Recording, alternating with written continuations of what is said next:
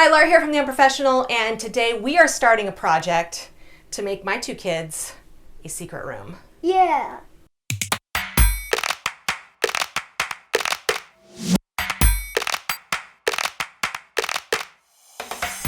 This secret room is located behind the knee wall of my kids' room. I did some prep work before I started the project, so I had a sturdy subfloor, good insulation, and an outlet and lighting. Let me show you how I took this 4-foot by 8-foot attic space from this, to this, to this, and finally to this. All good secret rooms have to have a hidden door that looks like a bookshelf, so that was my first step. I have a separate video that's linked here and also at the end that shows how I built this door. But back to this mess. Rather than head to my nearest hardware store, I decided I could do most of this project with scraps from other projects that had been piling up in my basement and material from my local reuse store. We found plenty of prime tongue and groove pine for the walls, as well as vinyl plank flooring. I'm going to use a nail gun to attach these reused boards, and we'll use the tongue and groove to kind of lock it into place, as well as the nails. I'm not going to use adhesive. I probably should, but I don't have any and I don't want to go get any. I used 16 gauge trim nails and started at the bottom with the groove side down. I didn't want the middle bevel to show, so I used the flat side, which I think is technically the back of the board. I made sure the first row was level and used a rubber mallet to lock the next row in place. I left a gap at the bottom of the first row for the flooring and any expansion that happens with the temperature changes. For the small triangle-shaped wall, I didn't have to cut the boards at an angle because the wall boards on both adjacent walls will overlap the wall to make square corners. This is not great, but I'm going to use it anyways because it's rustic.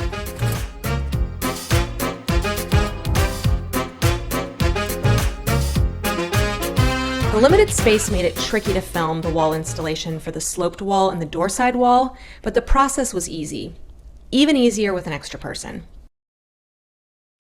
I didn't film it, but I cut out notches with the jigsaw for the outlet and also for the light switch.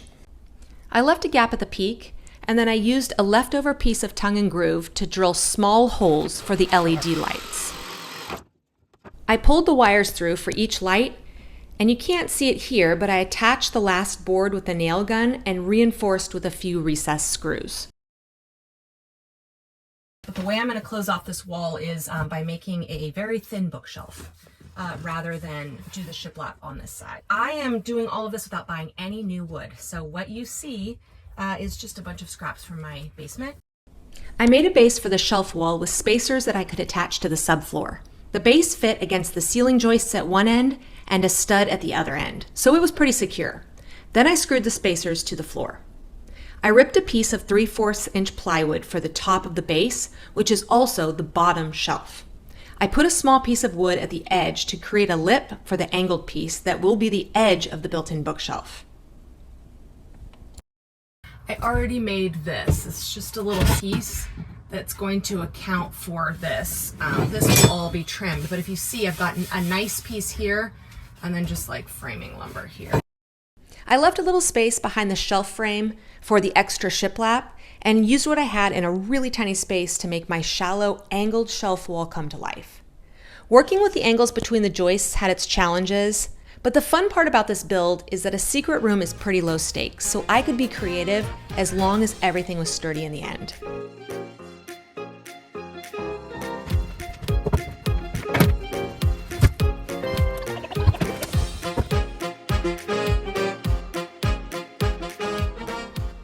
I pre-cut all my pieces and pre-drilled pocket holes in the 90-degree edges, then I drilled at an angle for the 45-degree edges.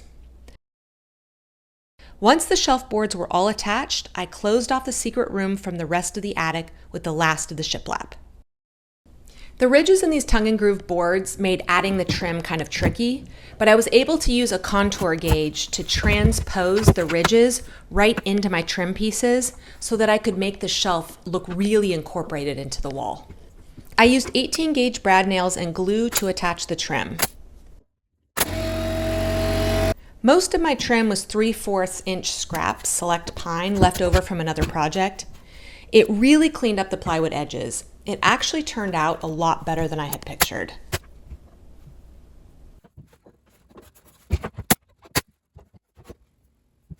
I outsourced the caulking, wood filler, priming, and painting to this guy, and he did not disappoint. I'm at the final stage of this project. It's taken a long time. The nice thing about having a project kind of hidden away is that it's not looking at you all the time begging to be finished. But the downside of having a project that you can just kind of hide away is that it's not looking at you begging to be finished. So it takes a lot longer. But I am at the final stage, and so I need to put in my flooring. The first thing I need to do though is I need to go around, make sure there's no nails or anything sticking up. I need to give it a good vacuum. And then I'll be ready to put in this vinyl plank flooring. I had imagined a slightly thicker flooring, but you get what you get and you don't get upset. So I am going to use this. It happens to be 2 pieces together is the exact length I need, which is going to make cutting it really easy because I'm not going to need a measure. All I know is that I'm going to have 1 full piece for each row, and then I'm going to have 1 cut piece, and I'm going to cut it in different places. And the reason is just to stagger the seams.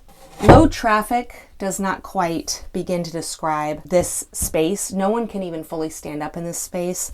So I might be cutting a few corners on this floor installation because I'm not worried about heavy foot traffic or really any foot traffic. I'm going to have to work from this side to this side. And I don't have a firm edge to push up against here. All right, before I show you the final step, if you haven't yet, please like this video and subscribe. It really helps out my channel. And leave me a comment. Getting the first row of flooring to stay put was so frustrating, and eventually I did something you should never ever do. I used a nail gun to keep it in place, and it worked just fine. And even though I know it's wrong, I am happy I did it.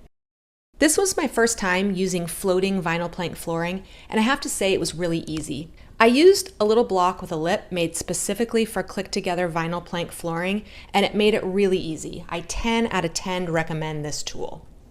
I ripped down the final piece and then used quarter round to cover up all the little gaps between the floorboards and the wall. All in all, I am really happy with the way this turned out. My kids use it all the time, and to prove it, I'll show you what it normally looks like rather than the staged photos. I ended up adding a few vents to help with the airflow, and now my kids can even sleep in the room. And that is how I built a secret room behind my kids' wall. This was a really fun project, and you can check out my channel to see the other steps in this build.